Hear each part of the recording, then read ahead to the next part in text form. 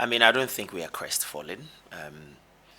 Playing against Kotoko in Kumasi and at the Babaya Sports Stadium was always going to be a herculean task.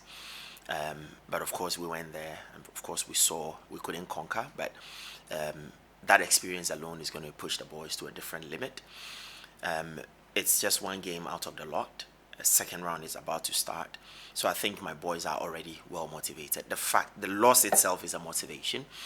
Going into the next game, of course, they don't want to lose twice, so I think that they're going to give Chelsea a very good game. At the training grounds, whatever we've done, how the boys have showed up, I think that it's also an added motivation for me as a coach to go into this game thinking or knowing that my boys have trained well, they've done well, they're well prepared, and then they would actually give Chelsea a good game. But in terms of motivation, I think my boys are already motivated. It's a game against Kotoko, and against Kotoko, anything at all can happen. I mean, how many games has Kotoko really lost at Babaya this season? That is, if they have lost at all. I don't think they have. I think their worst there has been a drawn game. So I think that my boys are ready to face Chelsea. When it comes to especially our home games, the idea is to win every home game. It's about time that Tema becomes a fortress. It's about time that we pick 3 points from our home grounds. In the first round, we had a lot of draws. I think one loss and then a lot of draws in our on our home turf. So that's something that we need to change. I'm still hoping that my boys can still either qualify for the top 4 or the top 6.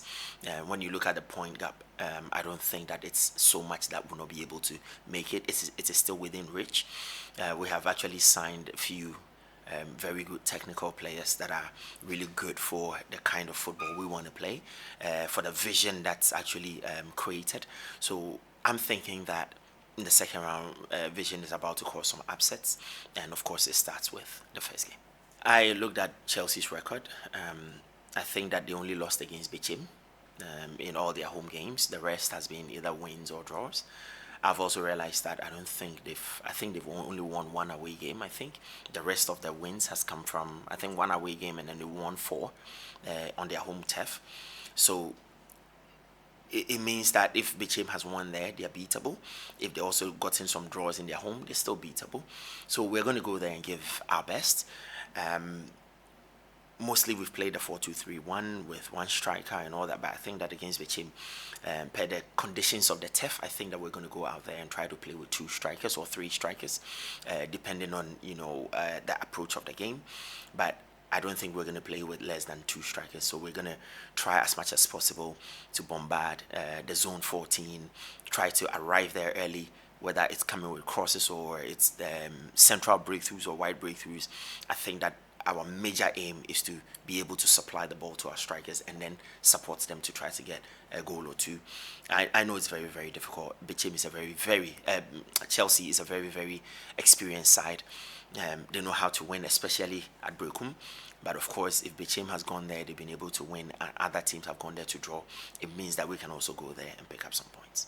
I mean, it's an away game, but we're going to go all out. We won the points as much as they wanted. So the second round, if we can go into some people's homes and cause an upset and try to win our home games, I think that it puts us at a very respectable position. We're also fighting to get there. We're fighting to stay in. Like I said before, we are debutants. So of course, some clubs might take us for granted, but I think that if you do that at your own peril. My boys are good.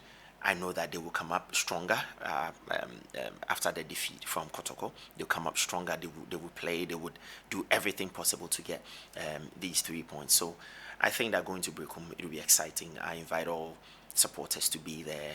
Make the Premier League exciting. Come and support whatever team that you are with, and hopefully we will be able to give Ghanaians something to look forward to. I mean, it's very, very difficult to pick one person. I'm very, very impressed with the signings that we're making. We got the inclusion of Lord. I think he's coming from the junior side of Mediama. Very, very good player in terms of playing out. His long balls, his combination play from the back. If he has to bring the ball out and everything, I think he's very, very confident. He can find his passes. We brought in Nana Kweku from Legs Power. Nana Kweku is coming from a 3rd division. He scored a goal against Kotoko. I think in the Kotoko game, for the vision side, I think he was man of the match.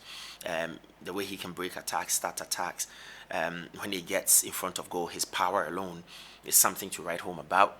There is Soa Meshaka Jete, very, very, very Javi-like type of player, or Javi-like type of player. His passes, he can drive the ball through.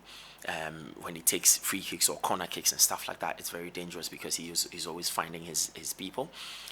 Alex, very nimble-footed player, can dance around with the ball, can create chances, can score himself.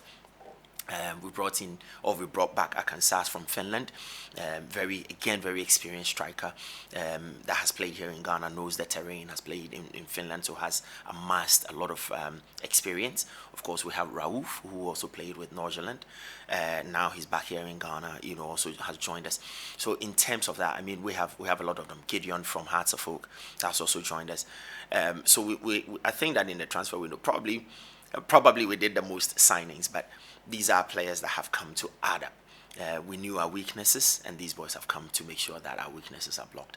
And that's exactly the reason why the second round we're going to do well. I think I was looking forward to another goalkeeper for sure. Something that I didn't get, but I don't know if I was looking forward to one particular goalkeeper. I was just hoping that my management could work and then give me one more goalkeeper, one experienced goalkeeper. But unfortunately, I didn't get that. But of course, for those that have been there, they are still developing. They're very young. That is how they are also going to gain experience.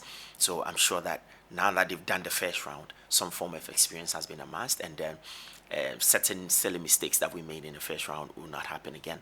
And once we are able to block that, I think that we'll be good to go.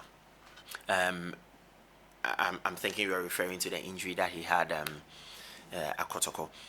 This is a very strong person, both in and out. He's got a character on him. I thought I was going to give him the week off. We got here Monday dawn, and then on Tuesday he was ready. He was ready to come to training and play, and that's a certain character that is very, very difficult to find. I remember I spoke to him personally, asking him if he would be able to. He was like, "Coach, I'm ready. I want to go to Berekum. I want to play." And the whole week he's trained well. Our friendly match this morning, he was part of it.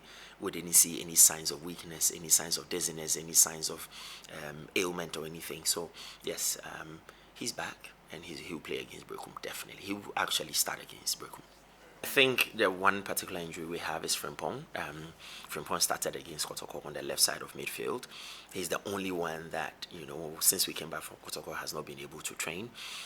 But if you take that out, players like Kusi, who was on 3 yellow cards, another DM that we couldn't actually get his technical ability on the ground of Kotoko, is also back. So I think that we have a very, very strong core, and I have a pool of players to select from going to Berekum. So I'm very, very grateful for that.